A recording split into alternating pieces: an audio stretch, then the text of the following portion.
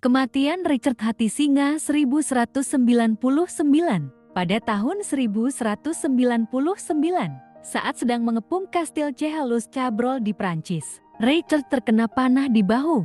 Luka itu terinfeksi dan menyebabkan demam tinggi. Setelah beberapa hari dalam keadaan kritis, Richard akhirnya meninggal pada 6 April 1199 dalam usia 41 tahun. Sebelum meninggal, ia mengampuni pemanah yang menembaknya. Tetapi setelah kematiannya, pasukannya tetap menangkap dan membunuh pria itu. Richard dimakamkan di Biara Fontevraud, Prancis, dekat dengan ayahnya Henry II dan ibunya Eleanor, warisan dan pengaruhnya. Meskipun Richard menghabiskan hampir seluruh hidupnya di medan perang dan jarang berada di Inggris, ia tetap dikenang sebagai salah satu raja paling legendaris dalam sejarah Inggris. Warisan Richard meliputi dikenal sebagai simbol keberanian dan satria dalam sejarah Eropa, membantu memperkuat posisi Inggris dalam Perang Salib, mengembangkan strategi militer yang masih dipelajari hingga kini, meninggalkan beban ekonomi besar karena pajak tinggi dan biaya perang.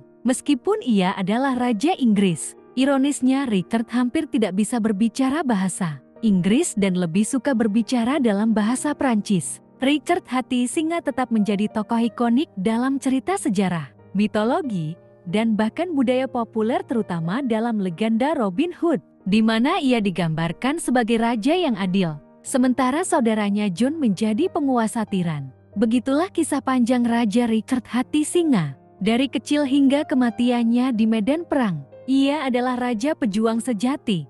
Tetapi ironisnya, ia lebih dikenal sebagai panglima perang daripada seorang pemimpin kerajaan.